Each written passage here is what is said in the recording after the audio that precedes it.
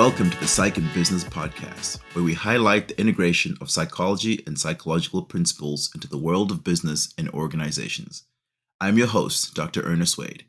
I'm really excited to introduce you to my guest today. She is a recognized pioneer of executive coaching and a trusted leadership advisor to many executive levels at the C-level.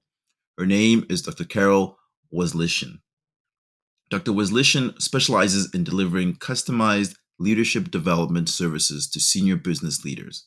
She is a recognized pioneer of executive coaching who has distinguished her work in executive coaching of CEOs and other corporate executives, the design and implementation of CEO succession and high potential development programs, and advancing the application of emotional intelligence in the workplace. She is a frequent speaker on the subject of executive behavior and has coached hundreds of executives representing every global sector. Her clients include or have included Bristol-Myers Squibb, Colgate-Palmolive, the Mastercard Foundation, and many, many more to name. She has served and been honored by numerous community-based organizations, including the Painted Bride Arts Center, the Girl Scouts of Southeastern Pennsylvania, and again, many, many more to name. She's a fellow of the American Psychological Association and APA's Division of Consulting Psychology and has a current academic appointment as adjunct professor of clinical psychology at the Institute for Graduate Clinical Psychology at Widener University. She's also a past member of the coaching faculty in the Wharton School's Advanced Management Program. Widely published in her field, her most recent book, Destined to Lead, is the first and only collection of executive coaching cases and includes the leaders' written reflections on their coaching experiences. In other books, she has used poetry as a tool for exploring and understanding business leaders' behavior. She is the 2018 recipient of the prestigious RHR Award for Excellence in Consultation. In 2018, 2020, and 2022, the peer-reviewed Consulting Psychological Journal honored her with its Best Article of the Year award. Wow. Karol, you are clearly a rock star, and it is my absolute pleasure to welcome you to the show. Thank you, Ernest. Thank you very much. Karol, your bio is so amazing, and there is so much to get into here. I just want to get started and ask you, how did you go from where you were in terms of publishing and things like that and get into where you are now as such an awesome rock star in the world of coaching? You know, I was looking forward to my conversation with you, and I was thinking about that myself. And a quote from Mark Twain came to mind. This great quote in which he said, "The two most important days in your life are the day you're born and the day you find out why." So, when I started my journey of working, I really thought I was going to be a journalist. I was at McGraw-Hill Publishing Company in New York for 10 years. And I had this wonderful mentor who said to me at one point, "Karol, I really see you in psychology." And there was a long time of discussion there with him, but ultimately I decided to leave my career in journalism, and I did my master's and doctorate in clinical. And then I began to think about how to integrate the two. And that was the moment when I found out why. That was my why. Because I recognized that the business world really needed professionals who could help them focus on how they were leading, the psychological aspects of leading well. So that's what I would say about how it all started. Yeah, that's a really amazing story. And when you start talking about integration, you're speaking my language because I love to integrate. Yeah. People who know me know that I love to integrate people, process, technology, strategy. I love integrating all of those things. So tell us a little bit about how you were able to integrate your past as a journalist and in publishing and integrate that with psychology. Well, it really turned out to be a major strength, my having been a writer, and especially having been a journalistic writer, because I learned how to ask the right questions. I learned how to dig for information. I learned how to present information in a compelling, informing way. So a lot of the skills that I acquired as a journalist and a lot of the knowledge that I gained as being someone working in a Fortune 500 company informed me tremendously in terms of my initial steps toward consulting to business executives in global business organizations and in the not-for-profit sector too. Yeah, I think that's such a great story, and I love the way that you described how you were able to integrate in terms of asking questions, understanding, presenting. Those Mhm. are all key skills that you need to have. But Carol, you didn't just coach managers or just leaders. You focused on the highest level of these Yeah, Fortune 500 companies. Tell us, right. why is it important to you to focus on that very high level? Well, people often ask me that question or a question like that, Ernest. They will say, well, Carol, these people at the top, I mean, they got there. What do they need? Why do they need to work with an executive coach? And, I say two things in response to that question. Number one, why does every professional athlete have a coach? Right? Because I mean, if they want to be as successful as they can possibly be, they need to keep learning. They need to keep examining themselves and striving and doing what they need to do to excel. Number two, the thing about senior business leaders, they're smart. They know their business. They're stellar in whatever their functional areas may be, but there is always something to learn about how they're leading, the behavioral dimension. And behavior is the domain of psychology. And so I, saw that. And, in my initial work, there was one company here in Philadelphia, that Roman Haas company, where I designed an executive development program with the top HR person there. And in 20 years, we work with 70 people, and when the company was sold, 20% of those people went on to become CEOs in other places. So it was that 20 years of meeting people at the VP level, SVP level, and ultimately at the top C level that enabled me to learn and establish my reputation at the C level. That's such an amazing story, Carol. I really appreciate how you described that. I'm gonna say the words that you said. Behavior is the domain of psychology. That just sums up what the show is about, right? We're Mhm. talking about Mhm. people and the behaviors that they engage in, and that is absolutely the domain of psychology. Carol, I want to pull a little bit more on your experience here, because you've talked about how you've really pioneered in the area of executive coaching, but I know that you've also focused in the area of being a trusted leadership advisor. Can you help us Right. understand what is the difference between just executive coaching Yeah. and trusted leadership advising? That's a great question. So, you begin an engagement with a senior person by focusing on some area or areas of behavior, leadership behavior, in which they need to improve, in which they need to grow. And you do the work, and if you establish the rapport and you establish the value proposition of what psychology brings to the leader's portfolio of functional expertise, they want to continue. You complete the engagement, let's say typically it's a 1 year engagement, and at the end of it, they will say, this is so valuable to me. I understand the power of psychology in all that I do. I want to continue the work. I want to use the insights that I've gained in the coaching engagement. I want to leverage what I've learned in ways that will continue or that will influence my continuing to be as effective as I need to be. And that's the transition from executive coach to trusted leadership advisor.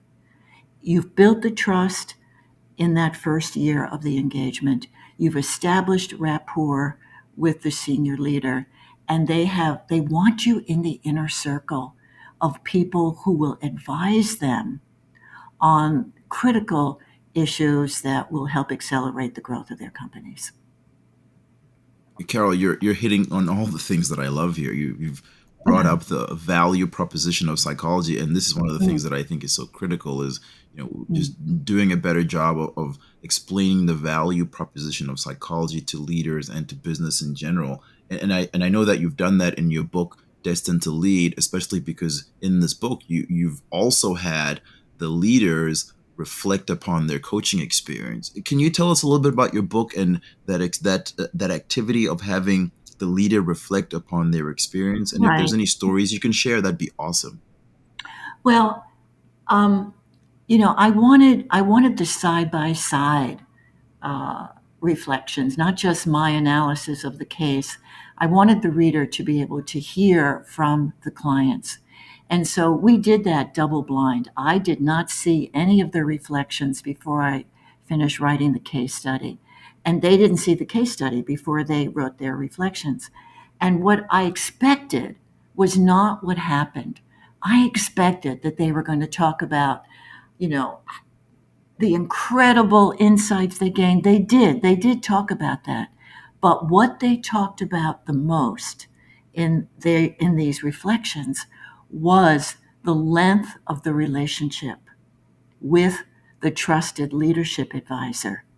Every one of Mm, those case studies involved my working with each of those leaders mm-hmm, for 5, 10, 15 years. mm, That's what I mean about becoming the trusted leadership advisor and being a member of leaders' inner circles of people whom they turn to when they need good advice about how to handle usually the people dimension of their roles.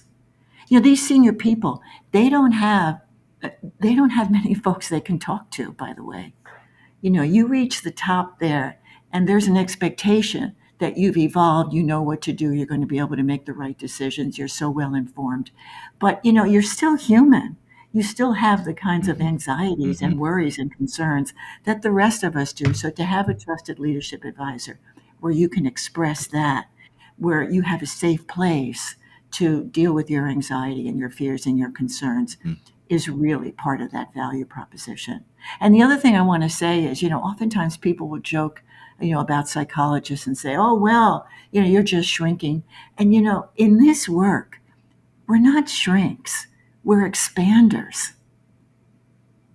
I love that, expanders, right? I think that's such a great approach to it, because as you've described in terms of leadership, it can be so lonely, and I see the work that we Right. do can sometimes really be that partnership, right? I think sometimes we're the partner that comes alongside the leader to help them to think through things, to help them just be successful. And so I love the way that you've described that. We're You know, expanders. I, I want to pick up on that word partner just to flesh out a little bit more about the nature of my conceptualization of the trusted leadership advisor role.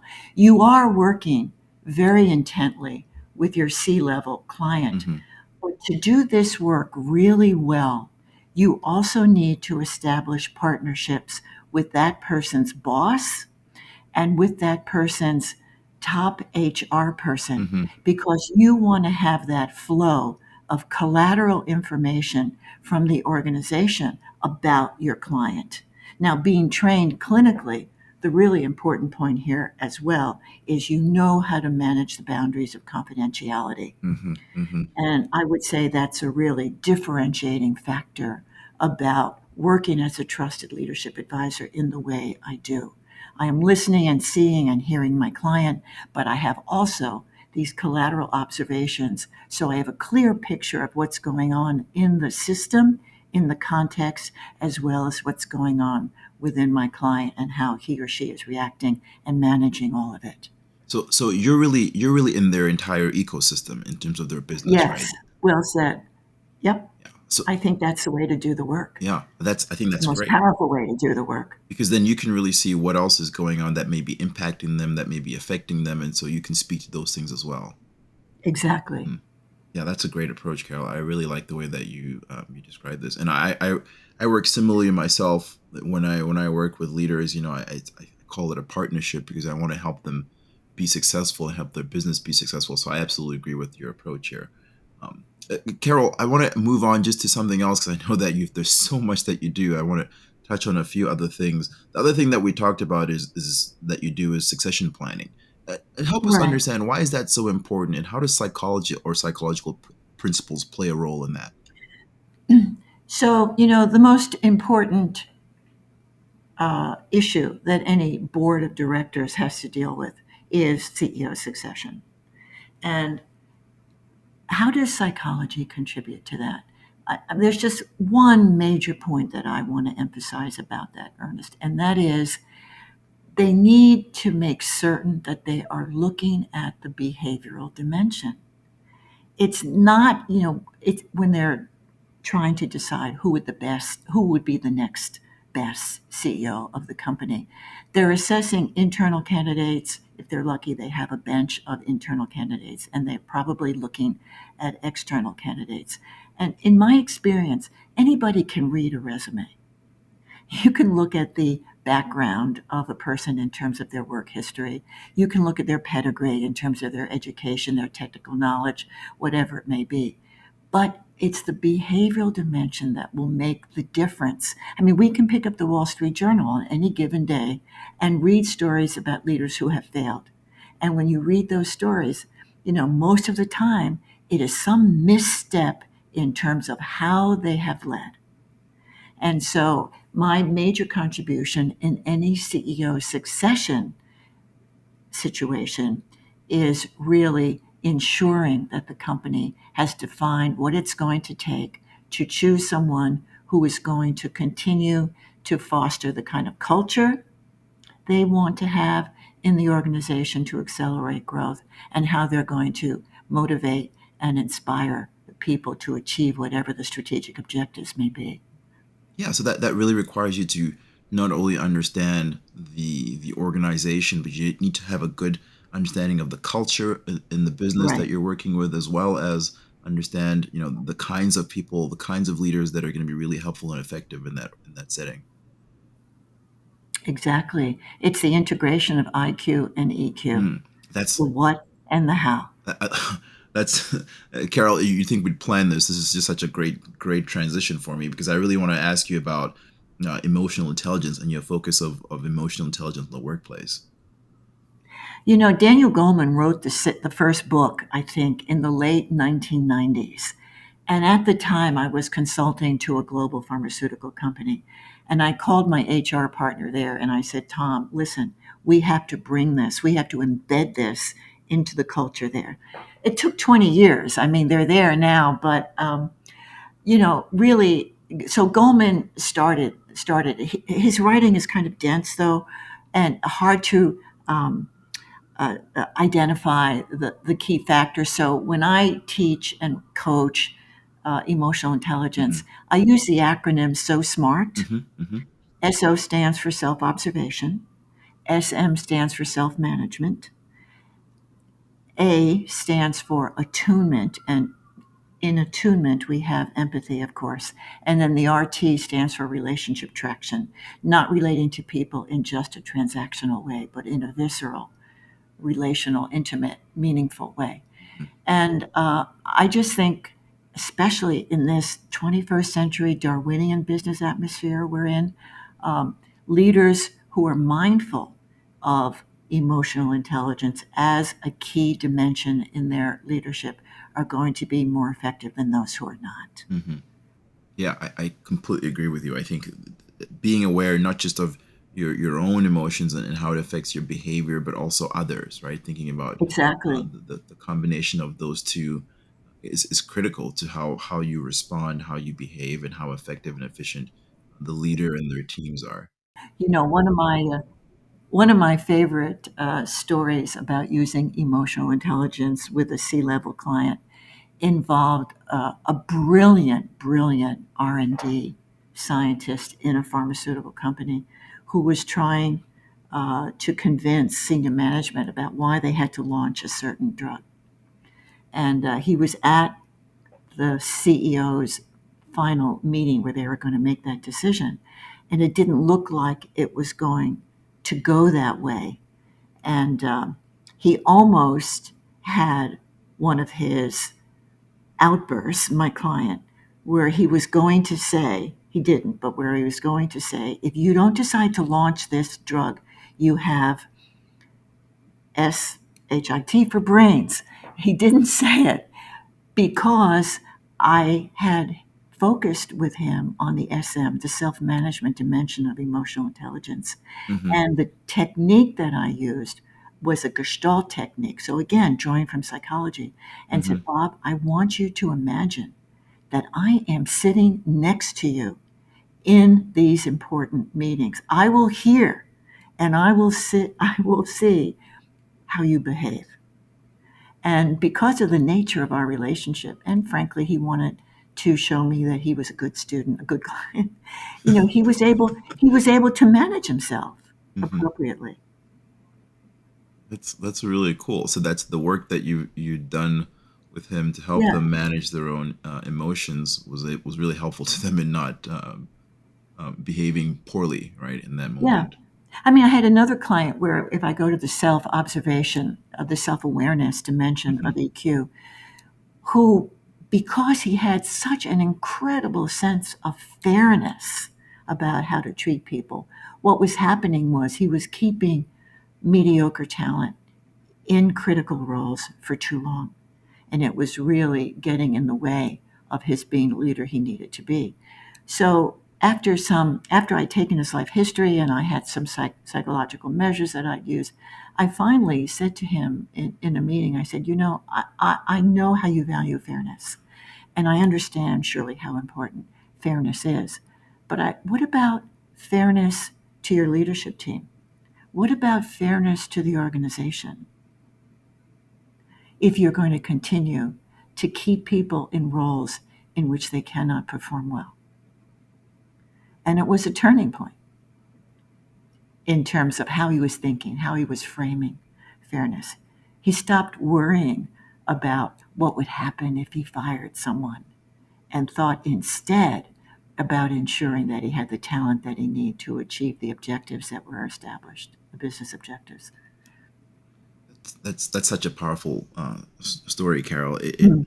It brings to mind so many of my clients who struggle with trying to put people that they know are not in the right position, but they have such a hard time moving them out because they don't want to hurt their feelings and they're thinking of that person. So your story really highlights the rest of the group, that the rest of the organization that needs to be thought of, right? If a leader is in the wrong position, what about their team? What about the Right, people that they work with? And so I think I love that exactly. example. I love that example. Carol, one of the things that that I struggle with as someone who does this kind of work is what you've described in terms of demonstrating value to the Mhm. business, demonstrating value to the leaders of engaging coaches, consultants, things like that. How are you able to overcome that? Because you've had such an amazing career. Well, I get asked that question a lot, and so I there are five things that I would say about that. First of all, you need to do an integration. If your client recognizes that you're integrating not just what you're learning about him or her, but what the business challenges are, what the culture of the company is, what's going on in that space in whatever industry the company is in, that surely leads to your having a lot of credibility. The second thing is you have to have a model for whatever it is you're doing. And you have to be able to articulate what that model is. And so, my model has always been um, uh, data gathering, feedback, coaching, and consolidation. And I can talk to what goes on in those phases of my model, but being clear about what your model is. The other thing I would point to, and we've already referred to it in this conversation, is form your partnerships with the boss and the HR person.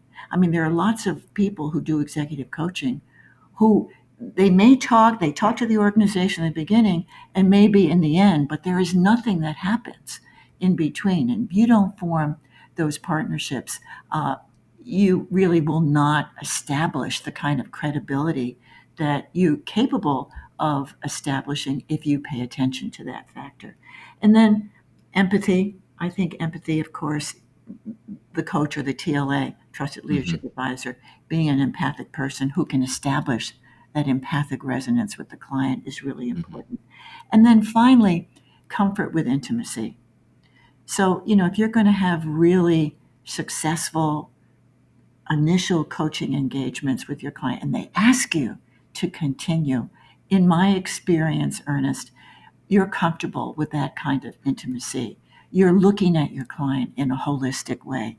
They know that you are making an effort to see them and that you are with them through their successes Mm-hmm. and through times that are really, really very stressful and demanding. So, Mm-hmm. those are the key factors I think that have contributed to my being able to continue to work at the top. That's really very helpful. And from the business perspective, what should they be thinking when they're looking at hiring coaches and consultants? What should they be getting out of those engagements? Well, I mean, what they should get is an experience for their leaders that will enrich and enhance their effectiveness. And that's where the behavioral dimension comes in. And that's where psychology is such an invaluable tool for that. Mm-hmm. Yeah, I love all of that, Carol. Yeah, Carol, I want to be respectful of time Right. and wrap this up. I know we're definitely going to have to have you come back because there's just so Thank much more I you. want to ask you about. But how do people get a hold of you, Carol? Because I know you're just a wealth of knowledge and are willing to coach and mentor people. Well, I mean, the one issue I'm most focused on now, it's really my legacy issue, Ernest, is this conceptualization of the trusted leadership advisor role, shifting from coach to TLA. I'm giving a symposium actually on this topic in Mm-hmm. October here in Philadelphia, October 30th and 31st, if anyone is interested in that. Mm-hmm. But I'm also mentoring folks who are interested in doing this work at the top, and they can reach me at my email, kmw@wasylyshyn.com. Excellent. Carol, I can't thank you enough for having come on the show. And I want to take advantage of you one more time and say, just because we have you on the show, I always ask everybody, what is some advice or tip that you have for business leaders and CEOs in this current environment? Well, it's a VUCA world. You've heard that phrase probably: volatile, uncertain, chaotic, ambiguous. Um, this, again, is have a trusted leadership advisor to help you manage that VUCA quality. So stay focused on the importance of leadership behavior. And the second thing I would say, keep stretching toward the future. Don't get trapped in the doing box. I mean, I hear that often. Leaders will be described as, oh, they're great operators. Well, Mm-hmm. being a great operator is important, but being seen as someone who is stretching toward the future, looking Mm-hmm. out over the horizon, dealing with the Darwinian challenges that have to be dealt with in creative, different ways, is really an absolute differentiator now. And I believe having strong emotional intelligence is a major differentiator in this uh, business climate that we're in now. Yeah, I love that advice. It's really not just being a tactical leader, but also being a strategic leader, right? Thinking towards the future and making sure that you have the skills and the tools. And, Uh, and, and finally, making sure that you surround yourself with the right talent. mhm, mhm. I Yeah. talk about the three R's: right people in the right roles, and the leaders doing what they need to do to ensure the right culture for talented people to succeed. I love that. Absolutely love that. Carol, it's been an absolute pleasure Ah, having you thank on the you. show. It's been really fun to talk with you, Ernest. Thank you so much. Carry on. This topic is so compelling, this topic of psychology and business. Carry Thank on. you, Carol. I really appreciate it. And again, I think we're definitely going to have you come back on. I want to hear more of those great stories that you have. Thank you. Many to tell. Bye bye. Well, thanks everyone for listening. This has been Psych in Business, and I hope you've had a great time listening. Look forward to talking to you next time. Thanks all.